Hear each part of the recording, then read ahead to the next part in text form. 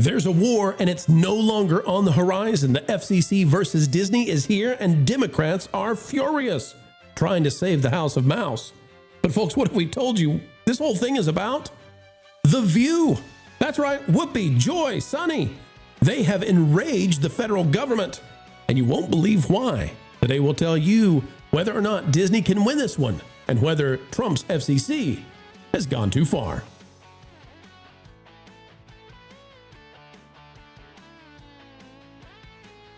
Hello, folks, and welcome back to the Pro Channel, where we continue to deliver to you the truth with a capital T, served up on a platter of chatter every single day. A 4-course meal on your way.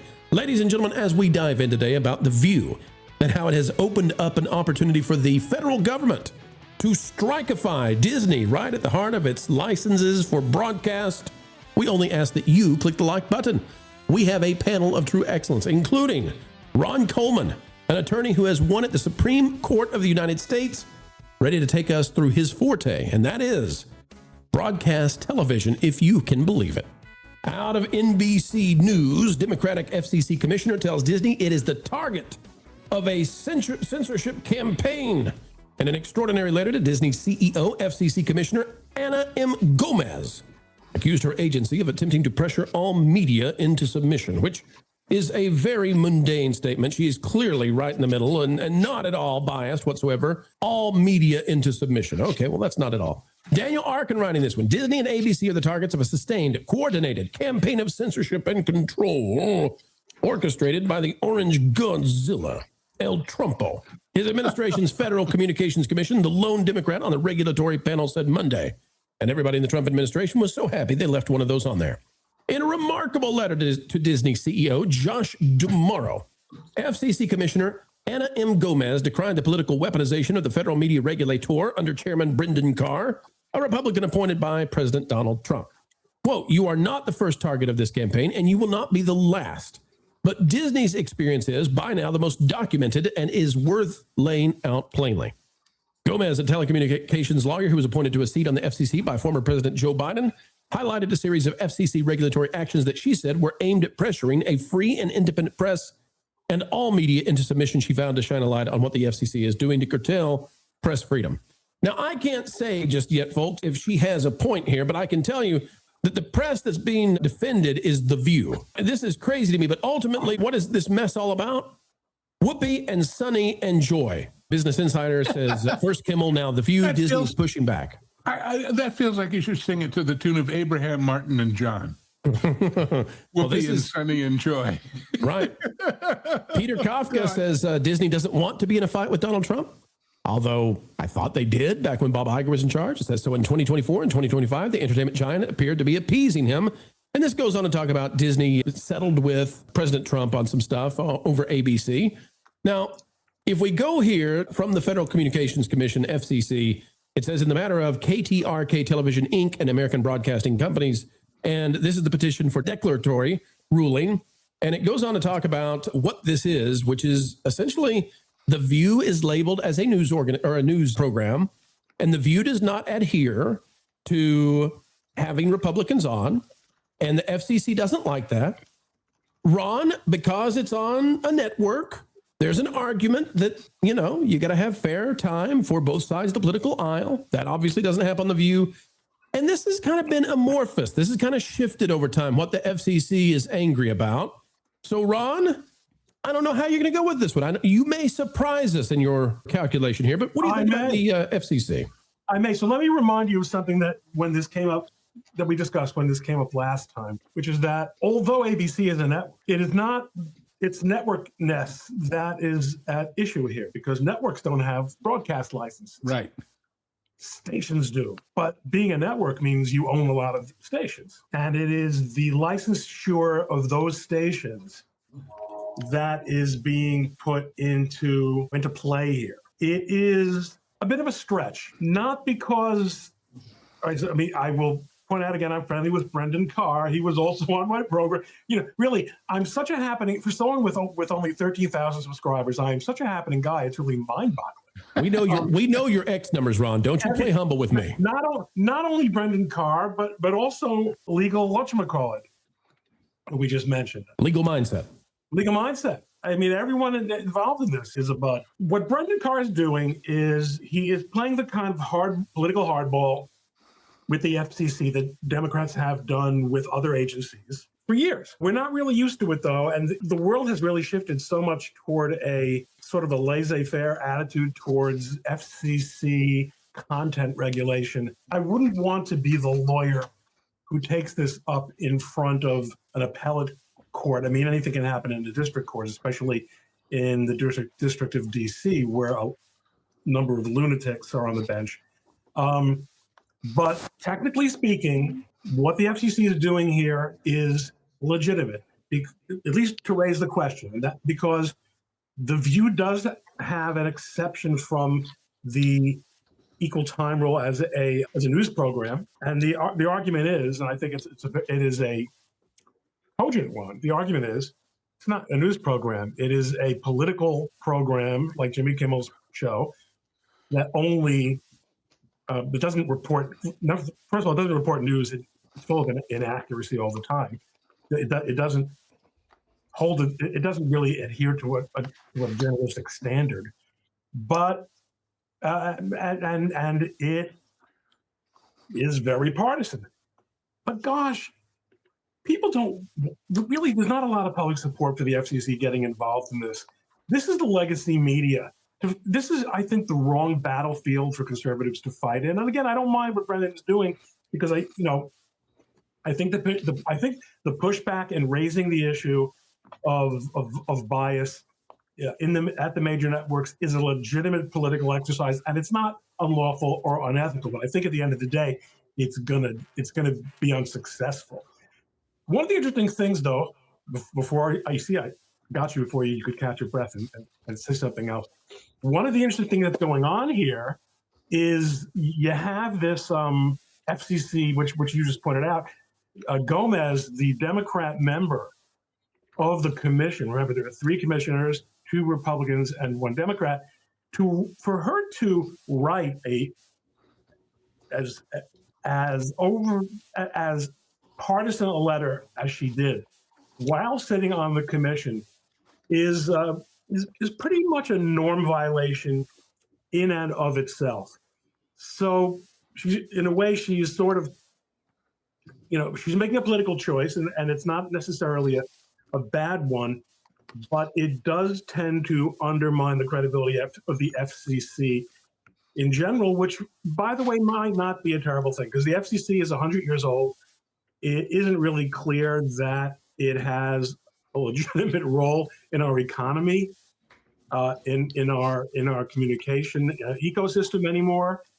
So, I don't mind the idea that people who think and write about these things think hard about the role of the FCC. I mean, we're no longer, when I wrote that senior thesis, about the rationalization that was given the regulation of the broadcast spectrum, there was this idea that there's this really limited resource, which is the broadcast spectrum. And since the government is going to be in charge of giving out who gets what spots, what frequencies, there has to be some kind of fairness, some kind of government involvement. In the years since then, we have found ways to drill down deeper and deeper and narrower and to digitize even free radio and free TV. So, a lot of the rationale for it doesn't make a lot of sense anymore. So, but, here we are. Ron, let me ask you a follow-up on that. So, and we're getting a little bit of a back on that. Okay, so we have kind of mocked Disney in the past because this has been something we knew was a weakness for them. It was an opening for the FCC. And the opening is that The View is obviously not news. It seems to me that Disney enjoys labeling The View as news simply because of a marketing technique where they can come out and say that it's the #1 news program in daytime network TV. Now that's a lot of qualifications to get there, but that if they didn't call it a news organization or a news program, it wouldn't be #1 in anything. I mean, it's like the Price is Right quadruples the viewership. And so for this very silly thing, Ron, they've opened it up to the FCC. Well, but wait, isn't part of why they want to be called news that the equal time rule doesn't apply? And therefore they don't have to bring on Republicans? But I think Lou, I think what Pro is saying is, if this matters to Disney more than the equal time rule, where probably the FCC is vulnerable if push comes to shove. Yeah. But they want the marketing juice that comes with being able to say that this Yentafest is actually a news program. If only it came on at 11:35. Well, no, wait a minute. As opposed to 11:34. News at 11. But now, clarify for me though, because my understanding was under the rules that exist, that if ABC News, for example, has a presidential candidate, major presidential candidate, ABC News also has to give equal time as a news organization to the other side. I thought this applied to news just the same. Yes, it does. Okay, it does. But what I'm saying is that I don't think that would drive the decision as much as your marketing. In other words, if I were Disney's lawyer, I might very well say, this is the fight to fight. Let's throw down. Because we just might win this one if we take it all the way to the top, especially in the DC circuit. Absolutely. Okay, it's not all the way to the top, but it's pretty far. So Lou, let me ask you, because you've been in the industry, you've worked for network television and all this kind of stuff. Lou, this has changed over time. So, or at least it seems that way to me. I could be wrong about that, but it feels like we started off with Disney hiring quotas that may have been illegal and filling their stations in that way. And it's moved now to this argument. I thought the former was a much more potent argument if the FCC was going to get involved. But it's not the FCC's purview. Right. So do you sense, though, this as a movement, and do you feel that this is weaker, though? Well, but see, the big thing is, like Ron said, the overall percentage of the media we are all potentially exposed to, controlled legally by the FCC, has shrunk to almost nothing compared to what it was because of the rise of alternative media. So let me throw out something else out. I'm not so sure, Pro, that the legal definition that Disney calling The View a news and information program and marketing it as a news and information program are inexorably tied. Well, okay, so let me add to that then, Ron. My understanding is it's actually underneath the ABC News organization, like the funding and the leadership comes through that for The View, which is bizarre. So that may have practical effect on it. Okay, let me go to Wiz. And the advertising. Yeah, Wiz and Lady Desiree, whoever wants to go at this one. First Amendment considerations, this is part of what's being brought up. Every time Kimmel, every time there's a call for Kimmel to be taken off the air because he says something vile, we're told, oh, no. First Amendment. You've got the right to have a late night show. And every time we have these kinds of situations, the defense is the First Amendment. I'm not sure the First Amendment is actually the at stake here whatsoever, but that's the claim. Is this, at least in terms of PR, is this a solid fight that Disney can put up to say our First Amendment rights are being attacked under this? Does that garner any sympathy, you think? I go to Lady Desiree first. I'm just trying to wrap my head around The View being considered a news station. I think that's the most ridiculous thing I've ever heard. Somewhere Whoopi is crying. It's a ridiculous talk show that I don't know anybody who watches it. All of this is going to become so obsolete in a couple of years. I feel like nobody my age watches the news anymore at all on network TV. Lady Desiree, everyone who the number of people in your home state who watch The View, that's the audience right there. It's all the people in my mom's retirement community.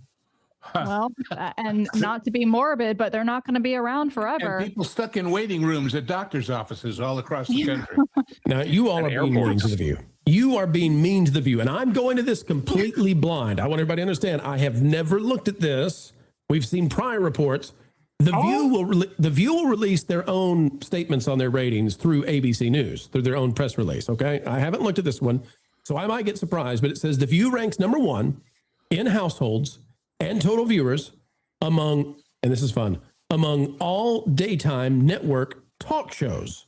So I think they've updated that. I think in the past they called themselves news. They've switched that to daytime network talk shows. It sounds like they're changing their title to fit whatever, title they want to throw out there to say they're number one in, Well, the fun thing is daytime on networks is 11 to 2 p.m. Go ahead, Lou. All those paragraphs on the screen are missing something. Actual numbers of eyeballs watching the show. You can be number one if your competition gets 0 and you get 1. So, it's how you keep score. Now we move. Okay, there we go. 10%. Okay, all right. I will tell you something. To be really clear about this, I think look, after my father passed away 10 years ago, my mother, she should live and be well, married a marvelous man who takes care of her, and he should also live and be well. And he's a little bit of a communist, but what the View has done to distort my mother's understanding of the world is criminal. And this CNN and MS now. This is a woman who grew up in Cuba, a child of Polish Jewish refugees who escaped the Holocaust, okay? And who was raised with an understanding of what freedom and liberty were all about. And her mind now is so mushy and so soft and pliable because of these yentas and their stupid, non-thing. But it is soporific. I see my dear old mom sitting there and just, nodding and just listening to these women agree with each other. It's criminal. It's elder abuse. Ron, I have the same experience. I got to get this anecdote in. Same experience. I have a beloved family member who always has been just, the most logical person in the world. Goes into assisted living. And in assisted living, what do they play nonstop? CNN and MS Now. Okay, so what's the result of that? If you live in assisted living and that's all that's on, suddenly my relative starts calling me and saying, "Did you know about this? Can you believe this is happening?" I'm like, "That's not happening." They're like, "What? It's on all the time here. It must be happening." No, it's not. My 98-year-old mom, who is in an assisted living situation, all she does is tell me what jerks all the other people living there are for believing the bullshit they believe. Lauren, you've been trying to get in. I don't want to go down to dinner and talk to those people. They all spout that commie crap. It used to be about bingo. Lauren, what do you got? A couple of points. First, I want to ask Ron, if somebody is a little bit communist, would you say that they're slightly Stalin-esque? And I think, to me, the issue when it comes to the FCC is there is the initial complaint that there was about them having the hiring practices, and whether that's within their purview or not. I know that's one of the things that initially they were being warned about. But I kind of disagree about the idea that because the market segment of people watching on the public airwaves has shrunken, that we should be paying less attention to how they're enforcing FCC policies on those bands, because it seems to me that's up to the government to then address that and either open that up or because the issue as I see it is that you have all of these people on their public broadcast airwaves saying, "Who shall rid me of this troublesome priest?" And in that sense, they're using public airwaves that are granted to them by the government to say that. And that is it acts like a tacit government endorsement unless they address that. Let me toss this to everybody for context. Ron, I think that the reason they're doing this now, and I'm sorry, real fast, is because they know the House oversight is likely to change or could change in January. So if they're going to go after Disney, they have to do it now. Okay, Ron, go. It's not going to change. Are you kidding? with the redistricting? Oh no. I agree. It's not going to change. But let me You're right. Let me answer Lauren's questions. First of all, answer question number one is in my mother's case, it's quasi Castro. Okay. Not semi-Stalin. The bell ringer of Havana, quasi Castro. Secondly, I'm sorry, Lou, you got me. You make a very important point, Lauren, which is that if that's the law, it is the FCC. It's the FCC's job to enforce it. There is, however, a question, but there are two questions, right? One of them is, and this goes back to what I think a few people have mentioned. How does it sell? Given that this is a political choice being made by Brendan Carr, how does it sell? What does it do for the politics? A and B. is there a possible constitutional vulnerability here? Because the FCC Act has not been challenged on constitutional grounds for a very long time, but so have a lot of things not been that have not been challenged for a very long time. And keep in mind, on the Roberts Court, there is this inclination to find low-hanging fruit that mainly doesn't really matter that much, that the moderate conservatives can give to kick over to the other side to prove that they're fair brokers. It gets them nothing. It gets them nothing, but in their minds, they're demonstrating this might be an example of the kind of case. And you said something very important about government endorsements. This was the issue that was before the Supreme Court in my big case, the slants, the in-rate Mattel versus Cat, which is if the government registers a trademark, is their endorsement of the message of the trademark? And the Supreme Court ruled correctly that no, it's just a registration of trademarks. The government is just holding open a basket and saying, if what you've got is qualifies under the law as a trademark, then we're going to register it. No one assumes that the government really believes that Coke is the real thing. No one really, et cetera. It's hilarious. Let alone that things go better with it. Right. Listen, we can do an age test here to see how far our cultural memory is going. But I don't think anyone, Lauren, I think most people don't even realize that government really licenses, because there's so little. Remember when we were kids, and Lauren, you're a much younger man than I, of course, but remember when we were kids, you would have someone, after the news came on, the 11:35 news, right? There would be a little editorial, now, pursuant to the equal time rules, here comes Emily Latella to express her disagreement with a recent, item that was on our news program, and she would be entitled to get up there. There was a guy in the New York area named Martin Abend. And he was this cranky old Jewish right-wing guy who would come on after the news and fetch about he was a man ahead of his time. But I don't think anyone is even cognizant of that anymore. These are really great issues. Well, I wonder. Look, because Brendan and the FCC have made noise and raised this issue, and this woman's fighting back and all that, it hasn't actually gone to any kind of concrete punishment or ruling or adjudication.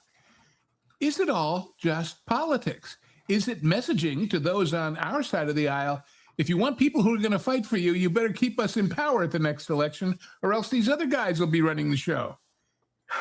Do they never expect it to go any further than it has, perhaps? I don't know. I think you're asking a fair question, but Disney's throwing down. They're saying the things I would say if I were representing them, and I don't think if you're the FCC that you can take these actions and assume that there's not going to be pushback. All right. Well, we go to the man of the hour. In the briar patch, Ron. That's right. Speaking of a briar patch, it's on this man's face. Yeah, that's right. Is the case here? Good question. Wiz, I want to go to you for the public reaction to this. How do you think this will play on social media? Who's the winner? Who's the loser? And what's the PR game? Like, how should the government be positioning themselves publicly versus Disney? What's the right way? Unfortunately, I just see this being more of the same. I actually think it's going to, the people that are already watching The View are not going to stop watching The View. The people that are already watching Kimmel are not going to stop watching Kimmel. Almost no Kimmel to watch. Right. Well, but almost to what Lady Desiree said, like the people that watch these shows, the people that watch this programming, like they're there, but they won't be there forever. Right. So regardless of whatever happens here, it's the audience will eventually no longer be around to watch. They're not gaining new people, and so that's the angle that I keep this on. You know, whether the View ceases to exist or whether Kimmel ceases to exist, the next guy that Disney puts up or that Warner puts up or whatever the case may be, it's still going to get the same amount of people that are watching it now will watch it then. That's right. And we're battling over, I think, 8 total stations. It may be 11 stations, but I think it's 8 stations. But they're some of the biggest markets out there: Los Angeles, New York. And there is an argument, right, Wizard, that you're handing them the ability to wear the crown of affliction. Look at how we're the victims of government censorship. Yes. The orange man's coming after us, and I'm not so sure they've earned that. I think Brendan Carr understands his task, what he was appointed to do, very well.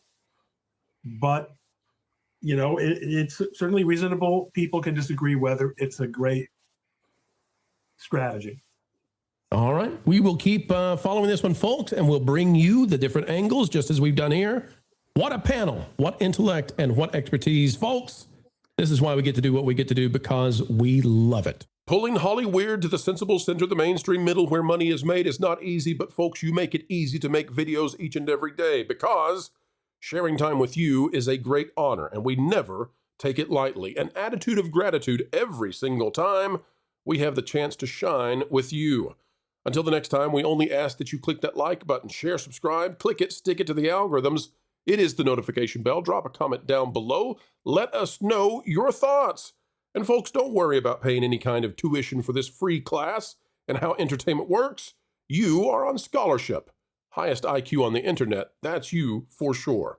Until the next time we have the opportunity to spend time together, folks, we just ask that you keep learning, keep growing, and as ever, keep having fun.